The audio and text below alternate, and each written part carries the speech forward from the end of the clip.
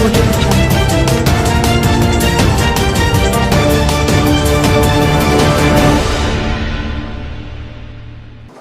mandate of the team was to unravel the issues contained in the report of the Wall Street Journal, where it was alleged that the Nigerian military had buried thousands of soldiers in secret graves.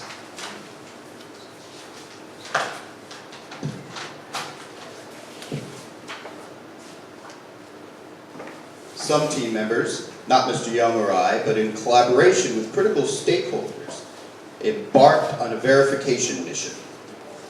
They visited northeast Nigeria, starting from strategically select communities in northern and southern Borno State, which are perceived as the hotbed in the ongoing battle against Boko Haram ISWAP fighters.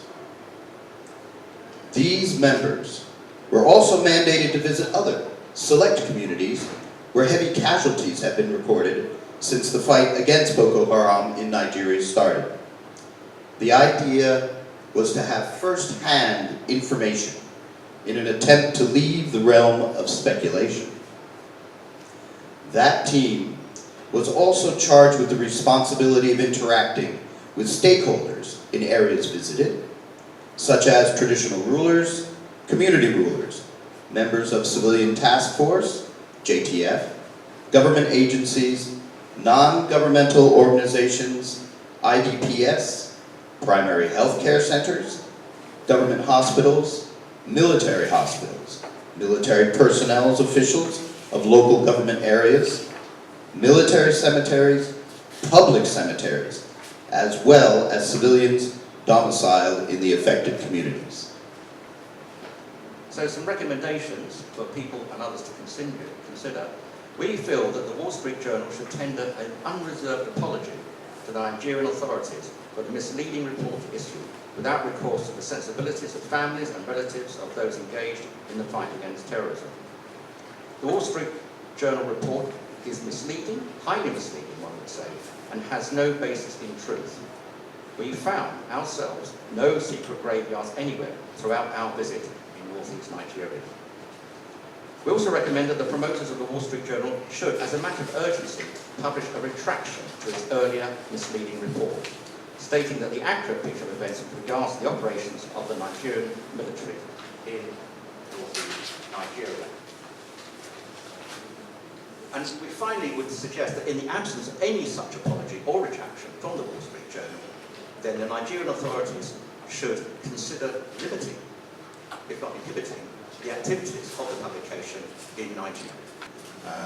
We have given the warning on the issue of Wall Street Journal, and if the federal government doesn't stop their operations in Nigeria, the same treatment we merited on Amnesty International will go to the Wall Street Journal, because we cannot sit in this country and watch international actors coming to undermine the stability of our nation with fake reports and rumors that keep distracting the operations of the military in the northeast and other security challenges that we have in this country.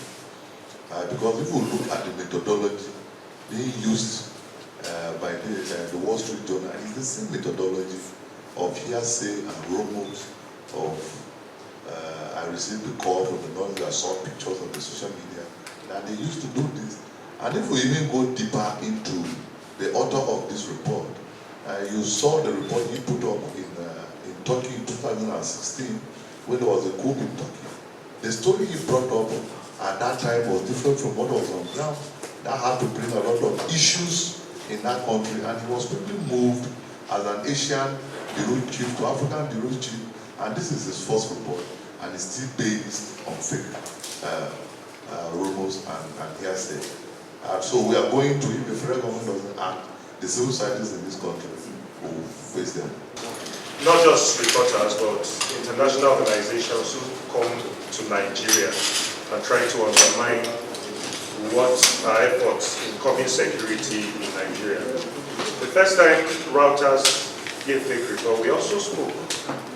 This is not the first time we are bringing this up. We've always been speaking when fake reports circulate. And most especially, you hardly see those people on ground.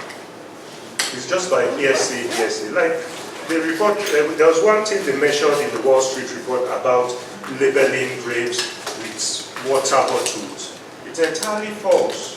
When you go there, we're at the graveside, the Malalari graveside, where they bury soldiers. Yes, we're there yesterday, and every grave was labeled. The few graves that were not labeled were part of the wish of the family and the next of kin. Yesterday when we were there, a burial was going on there.